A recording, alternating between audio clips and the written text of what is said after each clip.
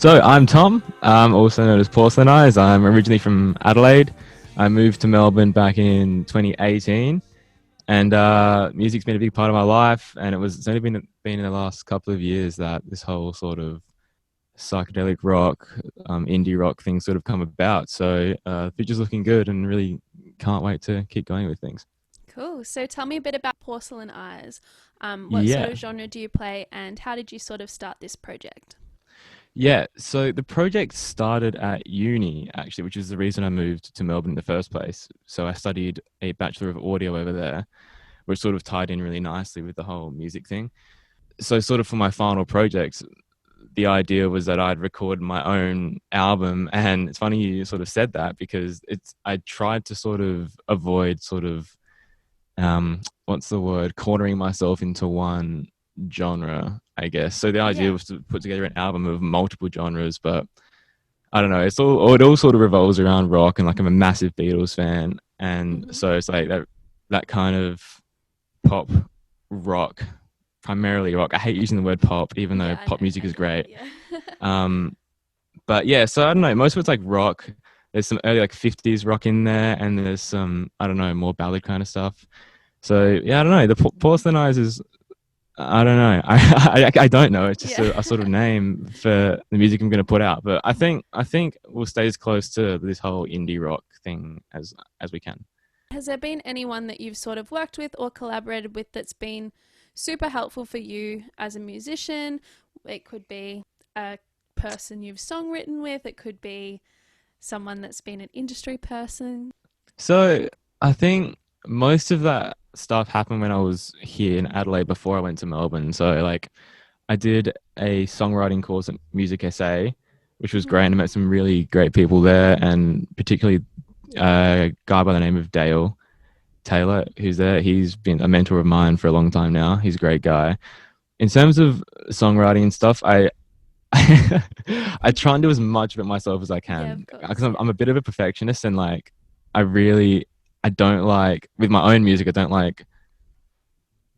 I just like to be in control of my music. That is, I'm like when I'm playing for other people, I'm really good at letting. Well, I try to be really good at letting them sort of take the creative Yeah. leadership. But I don't know. Yeah, I'm a bit of like a perfectionist. Probably isn't the word. I don't know. I want my music to sound a certain way. Yeah, So I don't know. I'm hesitant to get other people involved in the songwriting process. of course. But I've had a chat to someone else about this. I'm I don't mean to digress, but That's okay.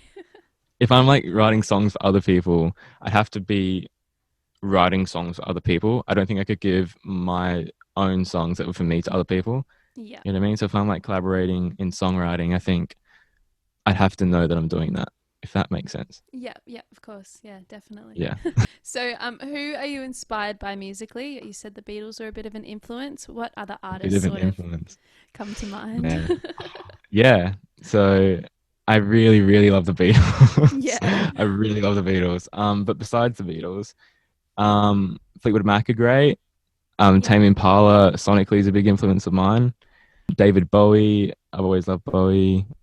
I don't know. I feel like my music taste isn't that broad. I listen to the Beatles all the time, Yeah. and like Fleetwood Mac and Tame Impala and Bowie just sort of slide their way in every now Yeah. and then.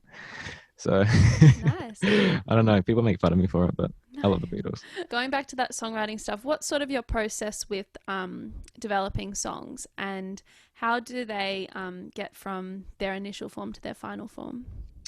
Every song's different for me, at least. Like Shambhala is came out so quickly. I had the chords first in that one, and the melody just came. It's like I didn't really even have to think about it. I think it came so quickly. Um, but yeah, sometimes it'll be lyrics that will start me off in writing a song, or it'll be chords, or even just like a nice guitar tone. I'll think, wow, or I'll listen to another song that I like, and I'll get inspired, which has happened a few times. Yeah.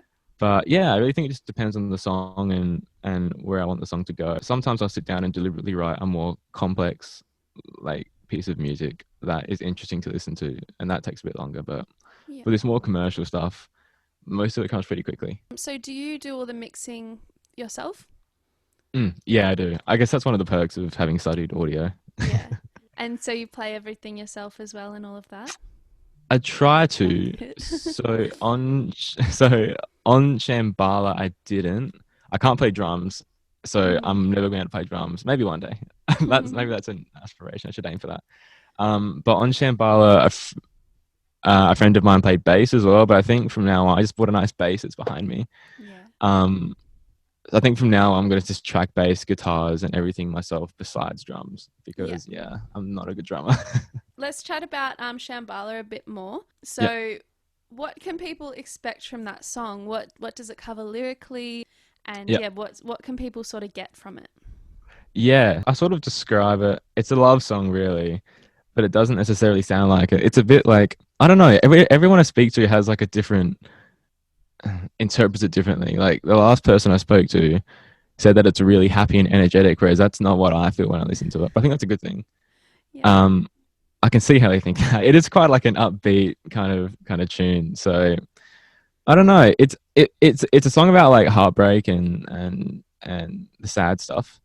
Yeah. Um, but I don't know. I can see how people would listen to it and think, "Wow, such a happy song." It's a song you can jump around to. So I don't know. It's a bit like psychedelic, a little bit just classic rock. Yeah, it's got a bit of everything in it, I think. Yeah, I've had a listen. I can definitely hear both sides of that as Great. well. That's great. I'm glad. I'm not sure if this can even really be a comparison for you, but what was it like releasing music during a lockdown? Did you find that it Yeah. was well received, or did that give you some challenges that you wouldn't have probably had to face otherwise? Like I don't know. I originally thought it's not a good idea because obviously you can't sort of go out and interact with people and sort of promote the song as well as I possibly could have done. But then I thought like no one's going to live music. Like Yeah, people can only listen to music now, and I think people are probably going to be more likely to listen to it. And then when sort of everything opens back up and start playing gigs again, obviously I couldn't have like a yeah, launch gig or show or anything like that. So that kind of sucked. But I think I don't know people need to hear music now. I suppose of course. people need things going on. So I don't know. And I was just sick of waiting as well. Yeah, My whole life I've been sort of hesitant. I'm not hesitant. I don't know. Just putting it off. I just put it off for so long, and then I just got to a point. I was like, "This. I'm sick of sitting on this song." I was making like 15 changes a day that no one would ever notice. yeah, So I'm just gonna put it out, and so I just did, and I'm so glad I did. It's been yeah. better. It's been received better than I thought it would. So I'm really glad. What is the next step for you? Have you got more releases on the way, or is it sort of looking more towards those live shows that may be? I'm not sure what the restrictions are like in Adelaide, but It's not live as bad gigs as are a Victoria. long way away for us. I think more singles, a couple more singles. I've got an album's worth of content done, Awesome. nearly done. It's all recorded, so I might re-record a few things, but most of it's there and ready to go. So I don't know. I'll sit on it for a bit and see how Shambhala plays out. And then I think the next step is definitely a couple more singles, and then maybe the rest of the album will come out. But live shows are so exciting as well. So I really Yeah, can't wait. of course. Will you head back to Melbourne when you can, or are you sort of settled in Adelaide for a while? I don't know. People ask me this one sometimes, and Yeah. I don't know. I can't really give you an answer. Like, I love Melbourne and I miss it so much, but I am settled in here now. I've got a cool job. So I don't know, but I do miss Melbourne. I don't know. I think if this music stuff does sort of take off a little bit, then I think Melbourne's the place to be. Yeah. And I do miss it. So I think eventually I'll be back there. Yeah. I just have Awesome. to wait and see. It might be a while.